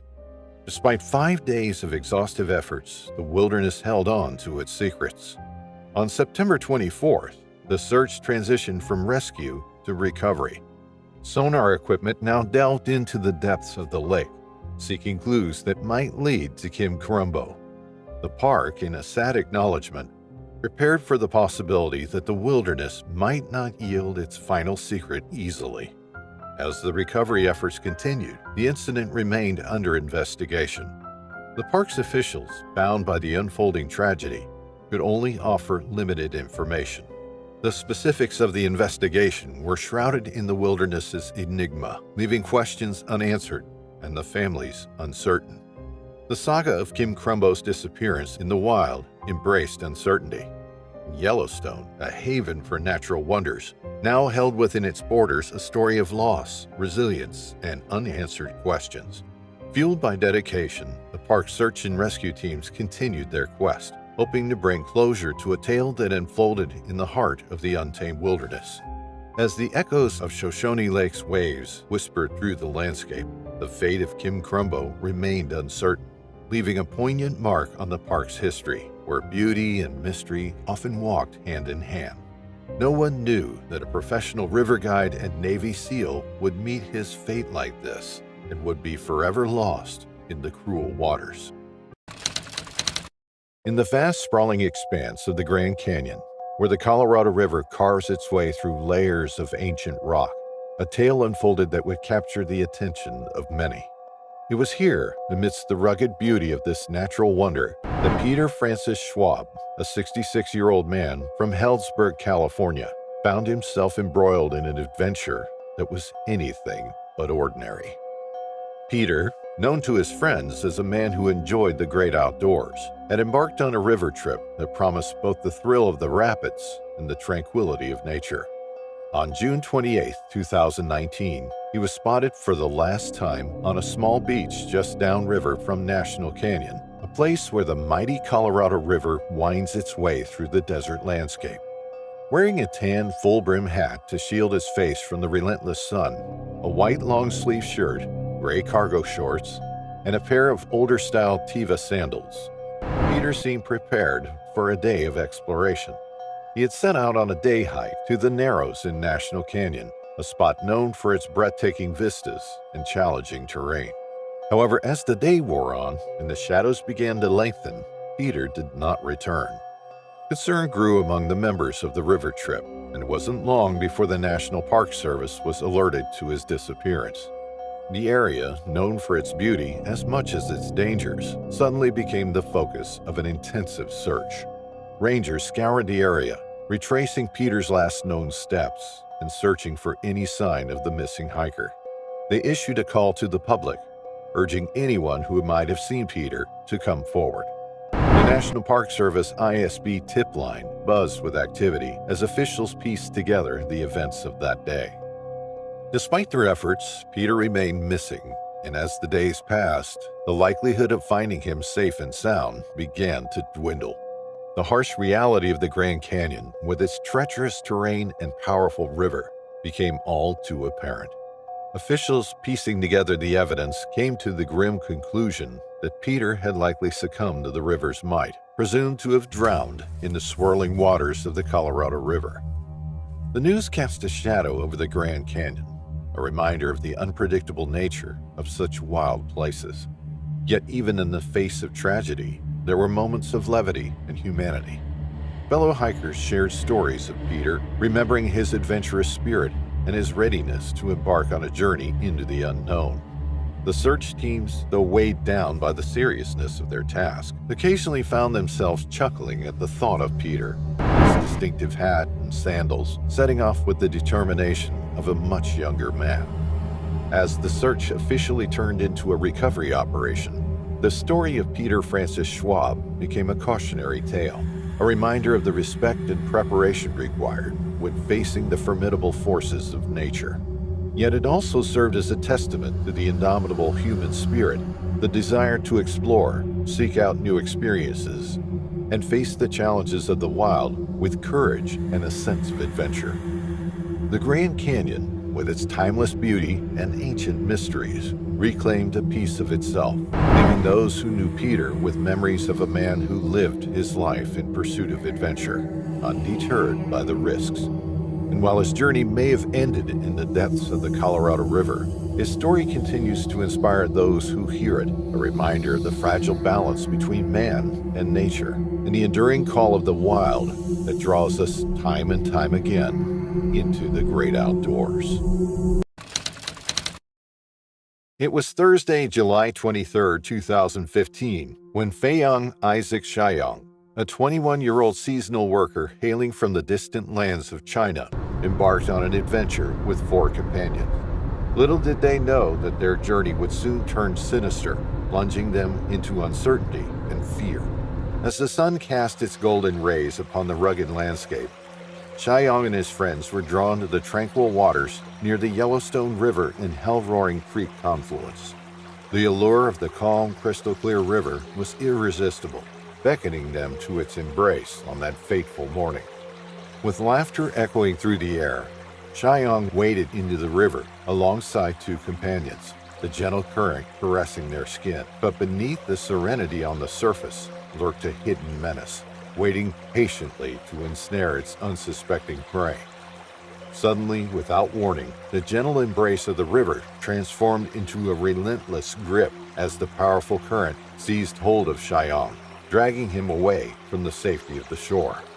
Panic-stricken, his companions frantically reached out, their desperate attempts to pull him to safety proving futile against the relentless force of the water. As Shaiyang struggled against the unforgiving currents, he was swept downstream, his anguished cries drowned out by the thundering roar of the rapids. With each passing moment, hope dwindled like a flickering flame in the darkness, until he finally vanished from sight, swallowed whole by the relentless river. In a frantic bid for help, one of Shaiyang's companions managed to summon help, a broken 911 call echoing through the vast expanse of the wilderness. Rangers sprang into action, their hearts heavy with dread as they raced against time to find their missing comrade. Despite their tireless efforts, the vastness of the wilderness proved to be an unforgiving adversary, concealing Shaiyang's fate within its shadowy depths. Days turned into nights. Still, there was no sign of the young man, who had vanished without a trace. As the days stretched into weeks, the search for Shaiyang entered a new phase, fraught with uncertainty and sorrow. Though the official search had been scaled down, the young man's memory lingered like a ghostly whisper on the wind, haunting those who dared to tread the wilds of Yellowstone. Periodic searches of the river corridor continued, a solemn reminder of the fleeting nature of life in the wilderness. Flyers bearing Shyong's image were scattered across the land, a silent plea for anyone holding the key to unlocking the mystery of his disappearance. Yet despite the tireless efforts of those who searched, the truth remained elusive, shrouded in the mists of the unknown. And so the story of Feiyong Isaac Shyong, a young man lost to the depths of Yellowstone, became a haunting reminder of the dangers that lurk beneath the surface of nature's beauty. In the heart of Montana, nestled within the embrace of the Elkhorn Mountains, was a little boy named Danny. Danny was just 4 years old, a bundle of energy with a mop of curly hair that danced in the wind and a smile that lit up the dense forests of Helena. It was June 20th, 1993, a day that began like any other for the Thomas family, yet it was destined to etch a permanent scar in their hearts. Danny's parents, Sarah and Michael Thomas, had packed their car early that morning, filling it with picnic baskets, blankets, and Danny's favorite toys. The air was filled with the excitement of a family adventure as they set off to join their close friends for a ham radio gathering in the serene setting of a campground by Maupin Creek. The sun was generous that day, casting a warm glow over the meadows and distant peaks, promising a day of laughter and joy. As they arrived, the campground was bustling with the activity of friends setting up for the day. There were tables laden with food, radios crackling with distant voices, and children's laughter echoing through the trees. Danny was in his element, chasing after butterflies and joining the other kids in games of hide and seek among the tall pines and along the babbling brook. Sarah and Michael, with their hearts light and carefree, watched over Danny, their gazes filled with love and pride. They joined in the festivities, sharing stories with friends and tuning into the ham radios, while keeping a watchful eye on their son playing nearby. As the afternoon waned, the children, led by Danny, ventured to the beaver dams on Maupin Creek, a wonder spot for little explorers. With his usual curiosity, Danny sat by the water's edge, fascinated by the rippling water and the promise of spotting a beaver. The others, drawn by new adventures, wandered off, leaving Danny in his moment of quiet discovery. Minutes passed, a short period that would forever change the course of the Thomas family's life. He was gone when one of the children looked back to invite Danny to a new game. Panic surged through the group as they called out his name, their voices carrying through the woods, met only with silence. The alarm spread quickly to the adults, and the entire campground was soon mobilized in a frantic search for Danny. Calls were made, and before long, the police, joined by volunteers and community members, scoured the area. The search expanded to the dense underbrush and the chilling depths of nearby ponds, but Danny was nowhere to be found. As the hours turned to days, the initial rush of activity and hope dimmed under the weight of reality. Once fueled by urgency, the search teams moved with heavy hearts, the possibilities growing darker with each passing moment. Sarah and Michael, their faces etched with despair, held on to each other, their hope flickering in the cruel, relentless wind. The possibility that Danny might have been taken by someone, a stranger among them on that fateful day, became a theory the police couldn't ignore. Despite efforts to trace every lead and follow every footprint left in the soft earth of the Elkhorn Mountains, the mystery of Danny's disappearance remained unsolved, a gaping wound in the fabric of their family and the community. Years passed, but the pain of that day remained as sharp as ever for Sarah and Michael. Their home, once filled with laughter and the patter of little feet, echoed with the silence of their lost son. They kept his room untouched, a shrine to the memories and the hope that one day, somehow, Danny would return to them. The story of Danny's disappearance spread far and wide, a reminder of the fragility of happiness and the strength of a parent's love. And though the world moved on, the mystery of what happened to Danny in the shadow of the Elkhorn Mountains, a tale of loss and longing, remained forever imprinted on those who knew and loved him. In the large areas of the Grand Canyon, where the majestic Colorado River has carved its way through the Arizona landscape for millions of years, the year 1957 marked the mysterious disappearance of a young woman named Mary Margaret Begay. At the tender age of 20, Mary left the comfort of her home in Loop to work at the Bright Angel Lodge, a popular stop for visitors of the Grand Canyon National Park. Little did she know that her new beginning would soon turn into an enigma that would baffle investigators for decades. Mary's daily routine at the park was uneventful until one fateful day in August when she decided to enjoy a night out with 3 of her friends. They set out from their employee housing, walking to the now demolished Grand Canyon Inn, their hearts light and spirits high, eager for some relaxation after days of hard work. The evening was filled with laughter and the clinking of glasses as they indulged in the pleasure of each other's company. However, as the night wore on, Mary made a decision that would forever alter the course of her life. She was last seen getting into a vehicle with 2 men, strangers to her friends, described only as being of Hopi descent. From that moment on, Mary Margaret Begay vanished into the night, leaving behind nothing but questions and the haunting silence of her absence. The disappearance of Mary was not immediately alarming to the authorities or her employer. In a time when communication was not as instant as it is today, it was not uncommon for individuals to go off the grid for short periods of time. However, as days turned into weeks without any sign of Mary, concern began to mount. Her employer, having no tolerance for unexplained absences, terminated her position and packed away her belongings, an act that now seems cold in the light of her mysterious absence. It was only when Mary's family came to visit, expecting to find her thriving in her new environment, that the alarm was raised. They were met with the shocking reality that Mary was gone, her whereabouts unknown. The family reported her missing to the Navajo authorities, but the bureaucratic gears turned slowly, and it was not until a year later that the Coconino County Sheriff's Office became aware of Mary's case. The investigation into Mary's disappearance was complicated from the start. In October 1958, a grim discovery of skeletal remains near the Grand Canyon sparked hope that Mary might be found. However, this hope was quickly dashed when the remains were identified as belonging to a younger, non-Native American girl, dubbed Little Miss X, whose case also went cold. As the years passed, various leads and theories emerged, including speculation that Mary had chosen to start a new life away from her family in Los Angeles or Oregon.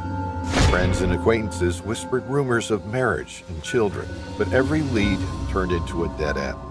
The investigator on Mary's case, Joe Sumner, a retired National Park Service criminal investigator, expressed his skepticism about these theories, noting Mary's close relationship with her family and the lack of any evidence to suggest she was still alive. The case of Mary Margaret Begay became a haunting presence in the annals of the Coconino County Sheriff's Office's Cold Case Unit. More than 50 years later, Mary's family members passed away, carrying the burden of her unresolved disappearance. Despite advancements in forensic science, including the collection of DNA samples from Mary's surviving sister, in an attempt to find a match, the mystery remained unsolved. The search for Mary's remains and the quest for answers continued, with the hope that one day closure could be provided to her surviving relatives. In the grand scheme of things, Mary's story is a poignant reminder of the countless individuals who disappear without a trace, leaving behind families and communities grappling with endless questions. It underscores the challenges faced by law enforcement in solving cold cases and the importance of never giving up hope. As the narrative of Mary Margaret Begay unfolds, it weaves a tale of mystery, loss, and the relentless search for truth, set against the backdrop of one of America's most breathtaking natural wonders. September 6, 2010, dawned like any other day in the quiet suburb of Burtonsville, Maryland. Stuart Isaac, a 48-year-old man from the serene islands of Palau, found himself amid a life far removed from his island roots. In the comfort of his home, surrounded by the familiar faces of his family, Stuart seemed like a man at peace. Yet beneath the surface, an inexplicable restlessness stirred. That morning, Stuart moved with an unusual urgency. His family noticed him packing a bag, an odd sight given his usual routine. Stuart was a man of habit, not known for impromptu decisions or adventures into the unknown. Yet he was placing a few belongings into his car, a black 2009 Lexus IS 250. It was an ordinary car about to embark on an extraordinary journey. Before leaving, Stewart left a note for his family. It was brief, devoid of his usual warmth. Going on a cross-country trip, it read. There was no explanation, no detailed plans, just a vague announcement that left more questions than answers. His puzzled family watched Stewart drive away, his car disappearing into the distance, taking with it a part of their lives that would never return. The drive to Yellowstone National Park was long and solitary. For 32 hours, Stewart traversed highways and back roads, passing through landscapes that contrasted starkly with his suburban life. The scenic beauty of Yellowstone awaited him, but his mind was clouded, lost in a maze of thoughts that no one else could navigate. Upon his arrival at Yellowstone, the vast wilderness greeted him. Majestic geysers, towering mountains, and sprawling forests, the park was a testament to nature's grandeur. For many, Yellowstone was a place of escape, an oasis of tranquility. For Stewart, it felt different. The park's expanse mirrored the vastness of his unspoken thoughts. September 24th brought a peculiar turn. Stewart called an old high school friend, Matsu, living far away in Guam. They hadn't spoken in years, but here he was, reaching out in the early hours, his voice carrying a weight that words could not convey.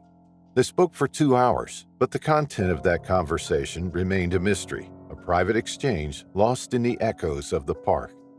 2 days later, on September 26th, Stewart's journey took an inexplicable turn. His car was found at Craig Pass, an isolated spot in the park known for its elevation and lack of trails. The car was abandoned, unlocked, with keys still in the ignition, as if Stewart had stepped out for a moment and vanished into the wilderness. Back in Maryland, Stewart's family grappled with his sudden absence. Confusion and worry gnawed at them as days turned into weeks, with no word from him. The home that once resonated with his presence now echoed with his absence. An extensive search ensued, combing through the rugged terrain of Yellowstone, but no trace of Stewart was found. The man who had left Burtonsville searching for something undefinable had disappeared, leaving a trail of unanswered questions. The mystery of Stewart Isaac's disappearance lingered in the years that followed. His family, friends, and even strangers who heard of his story pondered over the unanswered questions. What drove a seemingly content man to embark on a journey without return? What did he seek in the vastness of Yellowstone? Like Stewart himself, the answers remained elusive, lost in the whispering winds of the park's endless forests.